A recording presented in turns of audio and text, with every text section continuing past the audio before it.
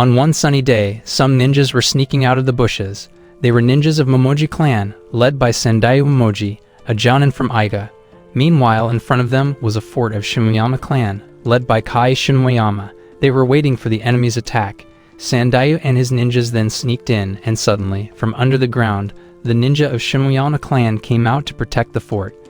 The guards also shot arrows at the attacking ninjas. Inside the fort, a man named Hybe was seen. He was the first son of Kai. He asked his younger brother, Jirobe, why they were fighting. Jirobe answered that he didn't know. Their father then appeared, encouraging everyone to attack the enemies. But when the enemies were having difficulty breaking through the fort, suddenly a strange smoke came out from inside the fort, and someone appeared to paralyze several of Shimoyama ninjas. The man then opened the gate of the fortress from the inside. This person was Muman. Knowing that the gate had been opened, Momoji ninjas immediately attacked, but after successfully breaking through the gate, Muman intended to leave because he thought his mission was finished. But Sandeu ordered him to finish off someone, namely Jirobe. At first, Muman refused the assignment because the payment was small, but Sandeu said that he would give him 10 times the usual reward if the assignment was completed.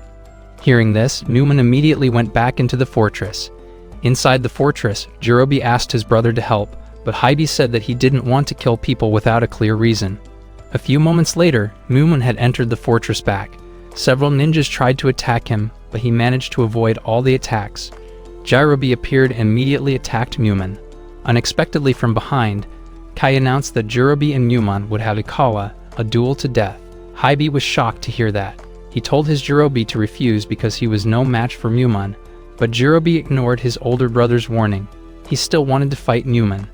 Jirobe continued to attack, but Muman was able to dodge the attack easily with his bare hands. Muman managed to pin down Jirobe together without difficulty. From afar, Hybe shouted for his younger brother, Jirobe, to step back. Hearing this, Muman realized that the person he was fighting was his target, and with one move, Muman used Jirobe's sword to finish him off. After finishing off Jirobe, Muman walked away while Hybe was hysterical when he saw his younger brother die in vain in the battle. No one seemed to care about Jirobe, even his own father. Hybe was angry and tried to beat Muman, but Muman avoided and told him that it was just an ordinary fight where the weak would die in it. A few moments later, a very loud gong sound was heard, and Sandeu shouted, inviting Ki to attend the meeting of the 12 clans. Kai accepted Sandeu's invitation, revealing that the war was a drill and that it was over. Hybe then shouted to his father and told him that Jirobe had died, but Kei didn't even care. He said it was no use crying over a Jinin's death. Hybe then looked around him. The ninjas who had been fighting suddenly acted as if nothing happened. They didn't care if someone died during the drill, which had become their tradition. They casually carried the bodies of their friends who had died. Seeing that, Hybe thought that everyone had gone mad, full of psychopaths. Even the residents of other countries call this shinobi country a land of wild animals. This made Hybe fed up. At that time, Nobunaga Oda, the leader of the Oda clan, succeeded in controlling several areas surrounding Iga. The Oda clan's power had reached a neighboring country, namely Ai's country. To strengthen its power, Nobunaga sent his second son, Nobikatsu, to marry the daughter of the ruler of Ai's country, namely Rin. Nobikatsu met with the leader of the Kitabate clan, named Tomonori. The meeting was not welcomed. During the meeting, Tomonori saw that his best subordinates, Daisen and Sakyonoshiki, had chosen to side with the Oda clan. Without the slightest of politeness, Nobikatsu then asked Tomonori to hand over his country's very expensive heirloom, namely a small, hundreds of years old clay pot. Unexpectedly, Tomonori destroyed the pot in front of Nobikatsu and made him angry. He ordered Daisen and Sakyonoshiki to finish off Tomonori, but Daisen remained silent as he didn't want to finish off the person who had been his teacher. Sakyonoshiki then came forward facing Tomonori and had a duel, but Sakyonoshiki was nothing against the teacher. When Sakyonoshiki was about to be stabbed, Daisen suddenly slashed Tomonori, but strangely, the dying Tomonori told Daisen to take his place as the leader of the country after he died. Even though Daisen served the Oda clan, Tomonori wanted Daisen to become a wise leader. After that, Tomonori finally died. It turned out that this incident was seen by Tomonori's only daughter, Rin. Rin tried to attack Nobikatsu. Nobikatsu was angry and tried to finish off her, but Daisen prevented this. He beat Rin until she fainted and ordered his men to imprison her. Meanwhile, outside the building, there was a ninja in disguise who heard what had just happened. The ninja then returned to the land of Iga. In the meeting hall of the Council of 12 Ninja Clans, the ninja who had disguised himself reported that currently Ice had been controlled by Oda Nobunaga's second son, Nobikatsu. Even Tominori's strongest servant, Daisen, was also a follower of him. Hearing the news just now, they panicked. Sandayu and Kai were afraid that Oda would build a base inside the land of Iga, and it would be easy for Oda to control them from inside. The council then agreed to surrender and submit to the Oda clan. Meanwhile, outside the hall, Newman and the other ninjas were worried because if they fought against the Oda clan in a war, no one would pay them. They were too lazy to fight if there was no money. The 12 clan leaders then came out and announced that they would not fight against Oda. They then sent 2 messengers to bring the message of peace to Nobikatsu and Aiz. These 2 messengers were Hybe and Bunzo. After the meeting, the ninjas then went back to their respective houses. Newman, who arrived at his house, couldn't open the door. It turned out that his wife locked it from inside. Newman then gave the money he had just received during war training to his wife. Newman's wife, Okumi, was annoyed. She remembered how Muman said that he would try to make her happy for the rest of his life, only for them to end up living in poverty. Okumi was annoyed because Muman's job as ninja was not enough to meet their daily needs. Suddenly, Muman felt something wrong, so he left. He then returned with Bunzo, who was seriously injured. He then brought Bunzo to the council leaders. Before he died, Bunzo said that the person who had attacked him was Hybe, who was betraying him. Meanwhile, in front of Nobikatsu, Hybe, who was tied, revealed the weaknesses of Iga. Hearing this sparked Nobikatsu's ambition to seize Iga. Hybe explained that the ninjas of Iga were not more than 4,000 people, still far below the troops belonging to Nobikatsu, numbering 10,000 people. Nobikatsu was doubtful about Hybe's information. He didn't want to be careless in attacking. Some of Nobikatsu's subordinates then assured him that they would definitely win easily because their numbers were so large, but Daisen thought otherwise. He didn't want to fight and attack people who were weaker than him. Daisen decided to refuse to take part in the war. Nobikatsu unexpectedly became even more confident that he would attack Iga. Hybe then told him that if he wanted to win, he must first build a fort in a strategic area within Iga. Nobikatsu then sent his envoys to the Council of 12 Clans in Iga to propose the building of a fort in the middle of Iga. The council initially did not agree, but after seeing a lot of money, they finally agreed. The council explained that they wouldn't want to fight with Oda, especially since Oda gave a lot of money. The leader of the council then announced to the people of Iga that there would be construction of Oda's fort, and whoever helped with the construction would get a very big reward. The ninjas were happy. Newman, who heard it, was also happy. The next day, the construction began. The ninjas worked very hard. In the afternoon, they queued to get their wages. Newman then walked to meet Okuni and gave her the money he had just got. Okuni was very happy to receive them. On the way home, Okuni saw some children training. She saw one of them got hit by a kunai in his leg. As the child was in pain, Okuni tried to help but was almost hit by another kunai attack, if not thanks to Muman, who was able to catch the kunai. Okuni was surprised to see some of the children had died from the training. Newman explained that the kunai stuck in the boy's leg was poisonous. The boy who was hit by this poisonous weapon was Izumi. Newman then explained that in the world of ninjas, the weak would not survive. Hearing this, Okuni was worried, knowing that her husband's job was very dangerous but the pay was low. She wanted Muman to become a samurai because the pay was quite high. Newman said that he didn't want to, and he reasoned that to live as a shinobi was good enough, but Okuni thought otherwise. Muman then promised to become a samurai as his wife requested. Oda's fort was finally completed. The ninjas were given a lot of rewards and then told them to leave the fort. After the ninjas left from afar, Sendai ordered his men to destroy the fort. The attack of the ninjas just now caused all the troops inside overwhelmed, while from afar, Kai asked his ninjas to shoot at the rest of the troops. That incident made Nobikatsu furious, thinking Hybe had tricked him because the idea of building the fort hadn't proven to be successful. However, Hybe also didn't think that this would happen. Nobikatsu became even more furious. He would destroy Iga, but Daisen remained in his stance, not wanting to join the war. Outside, Daisen explained to Sakenosuke that he didn't want to be played with by Nobikatsu again. He had finished off his teacher, and this time, he didn't want to be told to oppress a weak nation. Meanwhile, in the land of Iga, the clan leaders announced that they would go to war against Oda. Newman asked who would pay them if they took part in the war. The other ninjas were also hesitant as they didn't want to go to war if there was no pay. The clan leaders then reminded them of nationalism. If other nations attacked them, the ninjas were obliged to defend the sovereignty of their own country. The leaders then told them to get ready. At home, Mumon was in doubt. He didn't want to go to war if he wasn't paid. He then looked for a way to stop the war. He decided to threaten Nobikatsu. He told Nobikatsu to stop his war plans against Aiga or he would finish him off. Nobikatsu, who managed to escape, then promised to finish off all the residents of Aiga. He would cut off their heads and make them into displays. Newman, who heard this, was very surprised.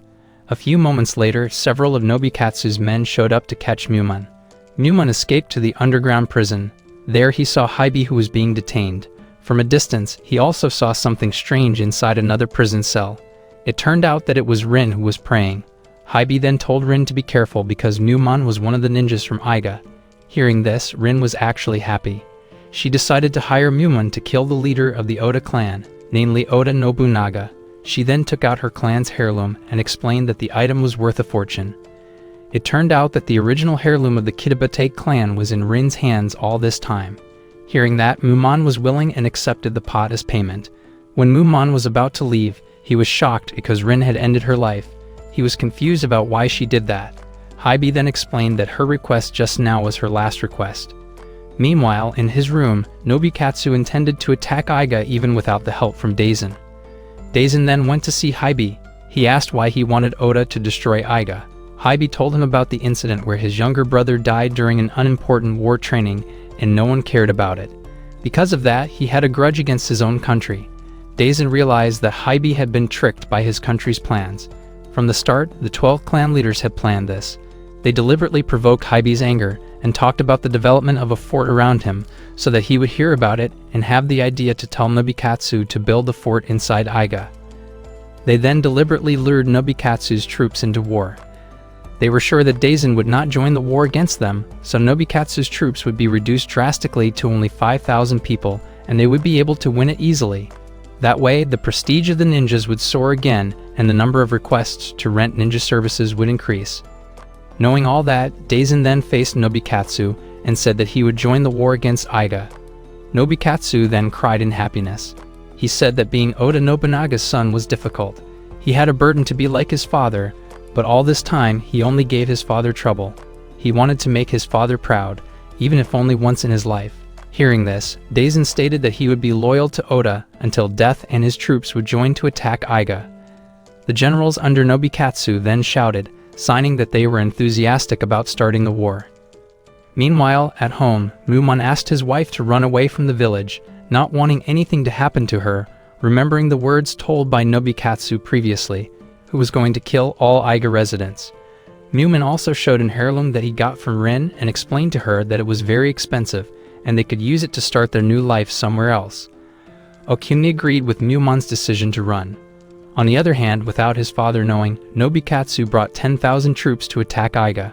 On the border, the 12 clan leaders told their troops to get ready to face Nobikatsu's troops. Nobikatsu's troops were divided into 3 parts to attack 3 different areas. One of the ninja leaders shouted for the readiness of his troops. However, it turned out that only a few were willing to join the war. Of course, the leaders became confused.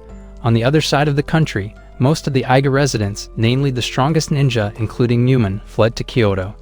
When the attack occurred, the ninja troops were overwhelmed because their numbers were so small. They were easily killed by Nobikatsu's troops, and with the help of Haibi, Nobikatsu's troops succeeded in eliminating all the ninjas who had disguised themselves.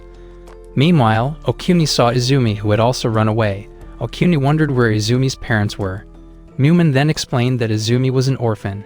He and most of the children of Aiga were war prisoners who were trained to be ninja.